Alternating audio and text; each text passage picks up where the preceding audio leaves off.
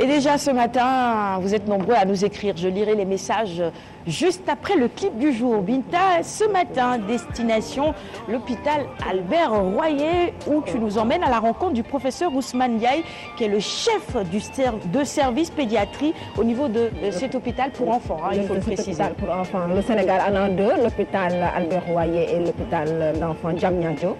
Et nous avons été voir le professeur Ousmane Ndiaye parce que c'est quelqu'un de très dévoué à la cause des enfants. Il se donne corps et âme. Il fait également de la recherche. Et dans le cadre de son enseignement au niveau de l'université également, il encadre les étudiants. Et nous avons surtout parlé avec lui de prise en charge, d'accompagnement et puis des premiers soins à apporter à l'enfant. Et parmi les premiers soins, le premier geste à faire à l'enfant, c'est l'allaitement maternel. C'est lui donner le sein, les premières heures, c'est le premier vaccin. Et lui me dit véritablement ce que le Sénégal est en train de faire. En plus de la vaccination, il y a aussi ce suivi des mères pour qu'elles puissent allaiter leurs enfants.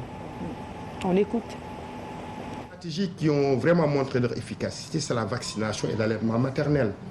La vaccination, on sait que la plupart des décès chez les enfants de moins de 5 ans sont des décès dus à des maladies évitables par la vaccination. Et vous voyez tous les progrès qui ont été faits au niveau du ministère de la Santé par l'introduction de l'ensemble des antigènes qui pratiquement permettent de réduire la morbidité associée à certaines maladies, que ce soit les pneumonies, que ce soit la diarrhée, la rougeole, la coqueluche, et même le cancer du col, et pour ne citer que cela. Vous voyez qu'il y a eu beaucoup de progrès qui nous ont permis aujourd'hui de réduire la mortalité des enfants.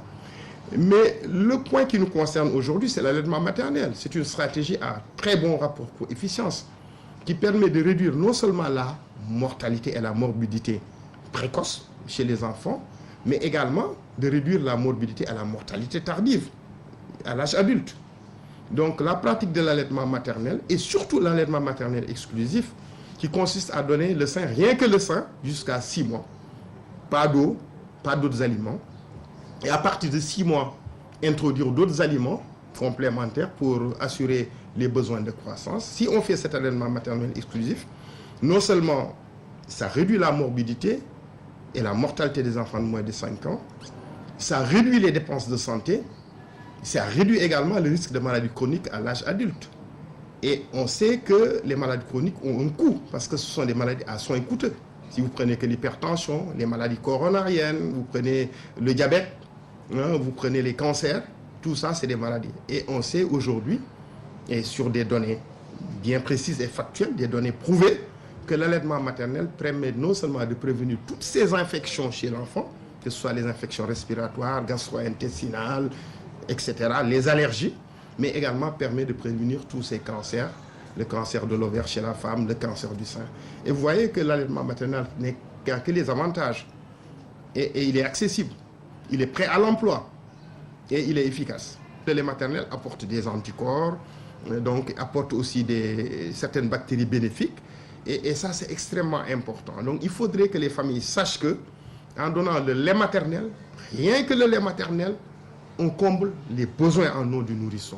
On n'a pas besoin de donner autre chose. Au contraire, si on donne de l'eau, cette place qui est occupée par l'eau dans l'estomac est au détriment des apports nutritionnels qui sont normaux, qui lui permettent d'avoir une croissance. L'autre avantage qui est moins connu, c'est que c'est l'action de la mise au sein précoce sur la dépression du postpartum.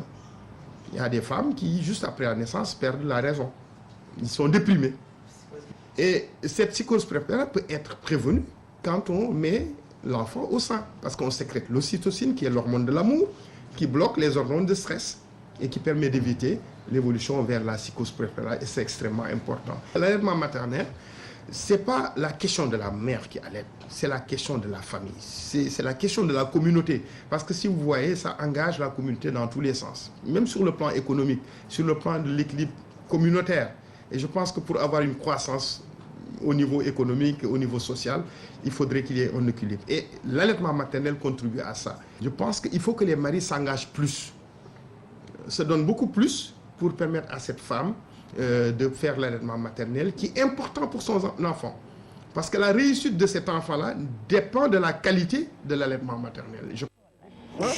Oui, c'est si bien dit, professeur Ousmane Ndiaye, pour rappeler aux mamans qui nous regardent en ce moment l'importance de l'allaitement maternel, Binta. Et surtout de l'allaitement maternel exclusif.